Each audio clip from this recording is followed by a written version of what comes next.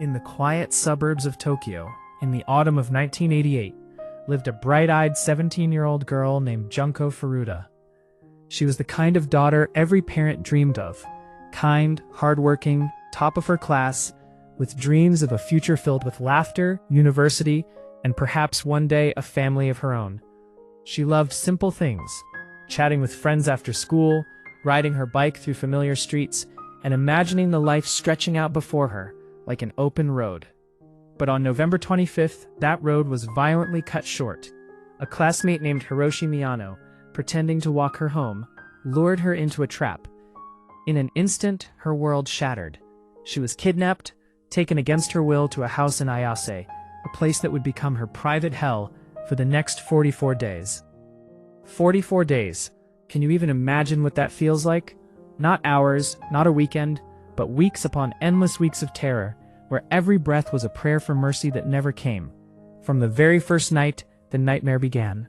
Miyano and his friends, Joe Ogura, Shinji Minato, Yasushi Watanabe, and soon dozens of others who drifted in and out like wolves drawn to blood, turned that ordinary family home into a chamber of unimaginable cruelty.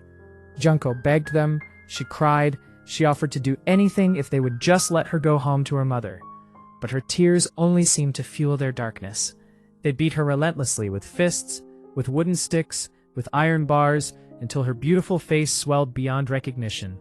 They burned her skin with cigarettes, hundreds of them, pressing the glowing ends into her arms, her legs, her stomach, as if marking her like property. Fireworks were forced inside her body and lit, exploding agony through her core, while she screamed until her voice broke. Day after day, the horror deepened.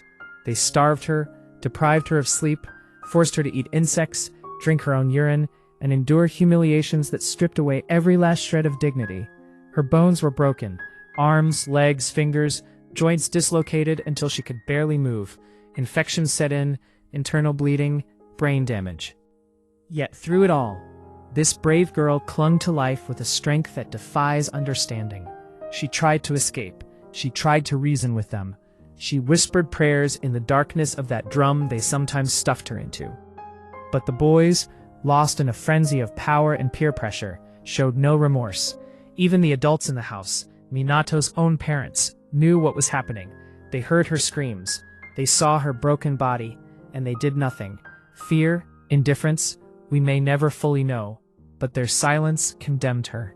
As the weeks dragged on, Junko's once vibrant spirit flickered like a candle in the wind. She was no longer the girl who laughed with friends. She was a shadow, covered in bruises and burns, her body failing, but her will somehow refusing to surrender completely. Then came January 4th, 1989, the final unbearable day. After yet another savage beating, as convulsions racked her tortured frame, the monsters poured lighter fluid over her. They set her on fire while she was still alive. Her screams pierced the air one last time before shock and organ failure finally mercifully took her away. She was 17 years old. She had endured 44 days of hell no human being should ever know.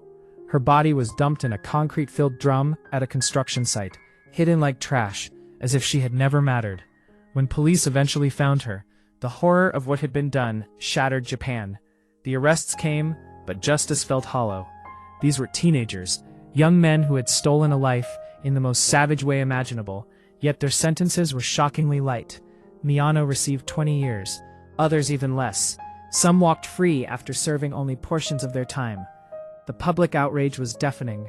How could a civilized society fail so completely to protect an innocent girl, and then fail again to deliver true justice? Even today, decades later, Junko Furuta's name brings tears to those who learn her story. She wasn't just a victim in a newspaper headline. She was someone's daughter, someone's friend, a girl with hopes and dreams stolen in the cruelest way possible. Her suffering reminds us of the terrifying darkness that can hide behind ordinary faces, of how silence and fear allow evil to flourish, and of the unbreakable strength of the human spirit, even in the face of absolute monstrosity. Junko, wherever your gentle soul rests now, know that you are not forgotten. Your pain echoes through time as a warning, as a call for compassion, and as a testament to a light that no amount of darkness could ever fully extinguish. May we never look away again. May we protect the innocent with the vigilance your story demands. Rest in peace, sweet Junko. The world still mourns the future you never got to live.